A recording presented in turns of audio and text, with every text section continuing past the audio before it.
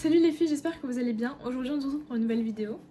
Et aujourd'hui on va parler de la pression d'être jeune et de vouloir réussir. De nos jours, de plus en plus de jeunes de notre âge veulent se lancer dans le business en particulier, dans l'entrepreneuriat, etc. Parce qu'on voit plein de vidéos sur internet de personnes qui ont réussi. Et grâce à internet, on sait très bien que maintenant, c'est plus comme avant où vraiment tu devais innover, chercher une vraie idée à commercialiser dans le monde entier. Alors que maintenant, grâce à internet, on peut avoir accès à n'importe quelle ressource possible, à n'importe quel business possible, et en fait devenir beaucoup plus riche que les générations précédentes. Il faut savoir que du coup, on a un peu la pression de vouloir réussir. Enfin, on a un peu la pression de réussir.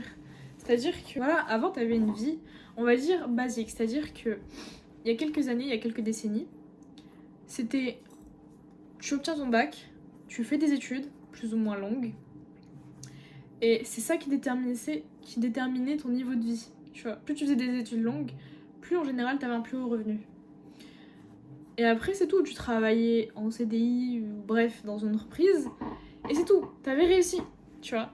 C'était ça le chemin, on va dire, que tout le monde voulait emprunter. Ou c'était ça la réussite, en fait, à l'époque. Donc on va dire que c'était simple. Alors que maintenant, comme on sait qu'il y a plusieurs chemins pour réussir, on a cette pression de se lancer dans l'inconnu et réussir vis-à-vis de ça. Voilà, on voit des gens de notre âge, comme j'ai dit, 18, 20, 22 ans, etc. réussir. Et on voit des gens, voilà, devenir millionnaires. Donc on se dit, mais pourquoi pas nous? Pourquoi pas nous? On voit des entrepreneurs réussir très jeunes. Moi, dans mon entourage, j'ai quelqu'un qui a réussi même très très jeune, en étant mineur. Voilà, on voit des parcours incroyables, etc. Donc forcément, on a un peu cette pression de se dire, moi aussi je veux ça. Et du coup, on a l'impression que si on réussit pas tôt dans la vie, on a l'impression d'être en retard. Alors qu'en vérité, non, c'est plus eux qui sont très très très en avance que l'inverse en fait. Vraiment, on n'a jamais eu autant d'opportunités et en même temps jamais autant de pression. Comme j'expliquais, la plupart de la pression qu'on va se mettre, ça vient des réseaux sociaux. Forcément, étant donné qu'on voit toujours les réussites des autres, on voit jamais leur parcours global, vraiment toutes les difficultés qu'ils ont endurées, on va dire, mais on voit qu'ils ont réussi, mais on ne voit pas toutes les années de travail derrière, on voit jamais non plus les échecs, les doutes qu'ils ont pu avoir, etc. etc. Ok, c'est vraiment l'art du paraître. Et donc du coup, on compare notre vie entière à la vie de quelqu'un qui montre que le meilleur de sa vie. Tu vois ce que je veux dire ou pas? Donc ça n'a aucun sens en fait, ça n'a aucun sens de faire ça. Et voilà, on a aussi une glorification de la plupart des personnes qui veulent réussir, etc. en termes d'entrepreneuriat, surtout. On veut tous réussir avant 30 ans. Tous devenir millionnaires, tous devenir riches, etc. Avoir cette réussite avant 30 ans. Sachant que du coup, si on a à peu près mon âge, donc 19 ans, ça fait à peu près une dizaine d'années, même pas une dizaine d'années, pour réussir.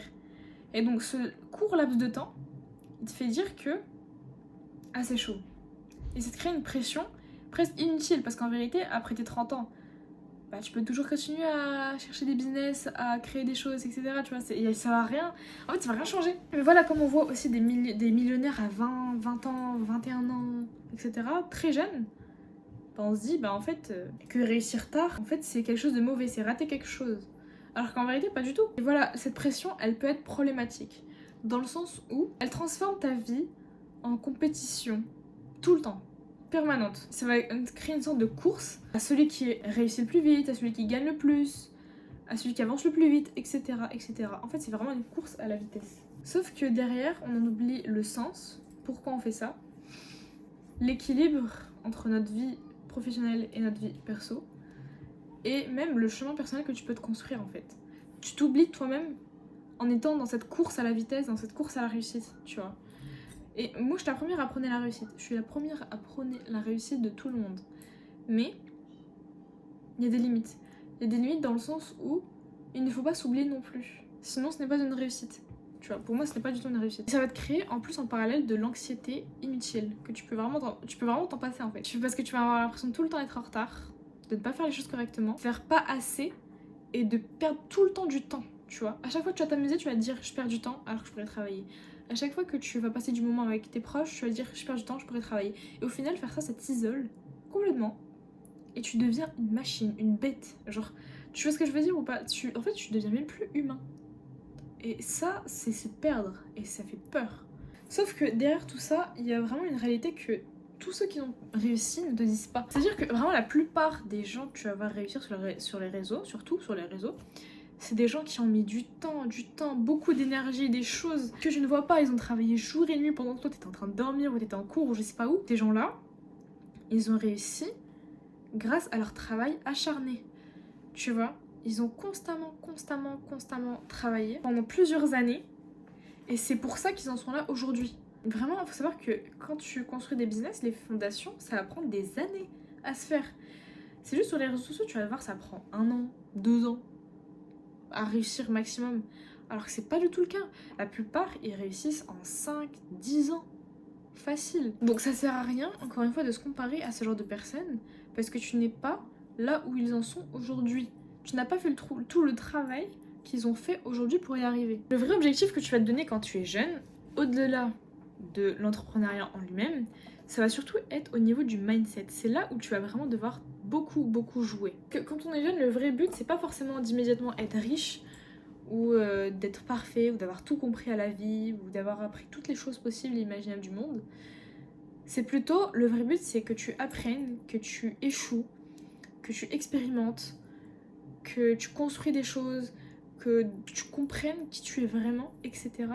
tu vois. C'est les expériences plutôt, tu vois. Vraiment, la vingtaine, c'est surtout une phase où tu vas explorer toutes les possibilités que tu peux avoir, explorer tes capacités jusqu'aux limites que tu peux avoir, etc. tu vois. Et vraiment, tu vas te redécouvrir en fait. C'est pour ça qu'on dit aussi, je parle même pas que de la partie physique, parce que la partie physique aussi c'est vrai, mais tu vas avoir une seconde puberté.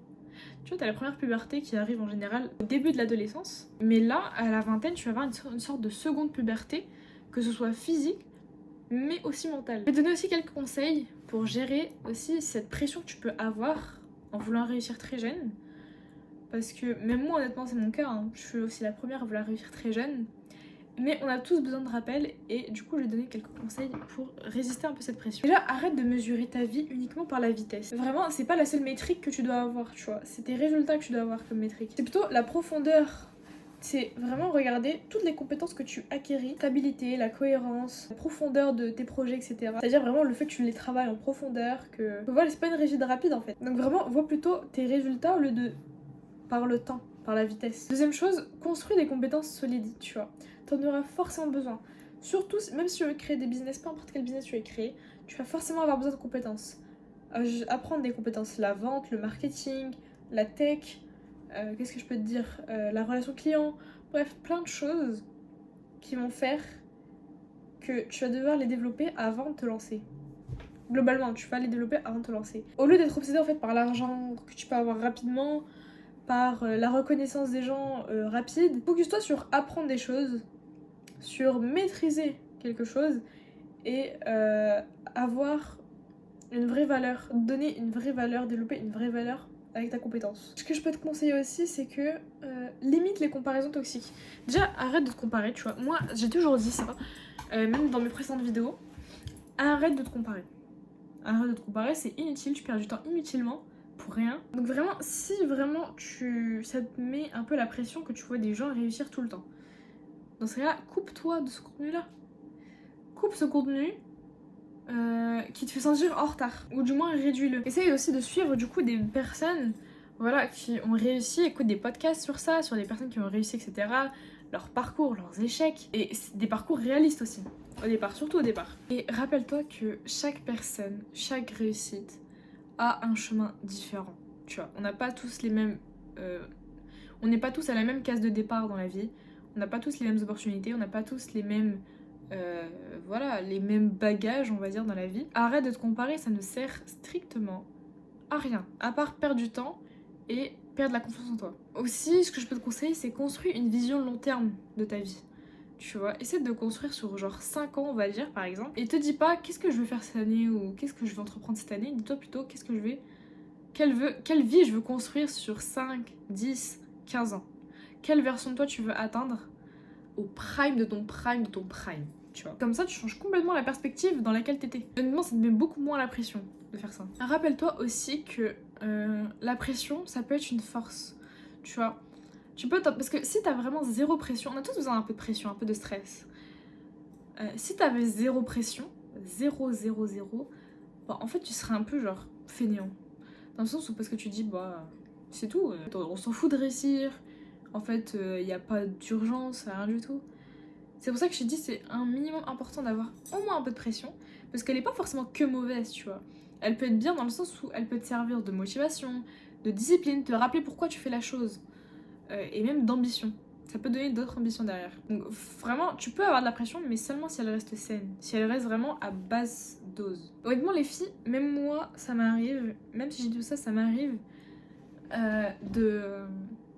voilà, d'être sous pression un peu de moi-même, etc. Je me dis, putain, pourquoi je suis tellement en retard, pourquoi je réussis pas ça, réussis pas ci, je réussis pas ça.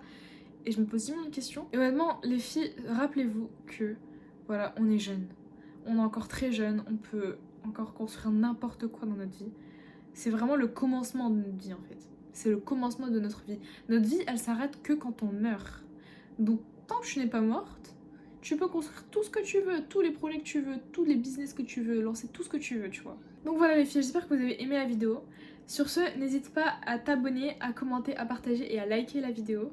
Et on se retrouve pour une nouvelle vidéo la semaine prochaine. Bisous!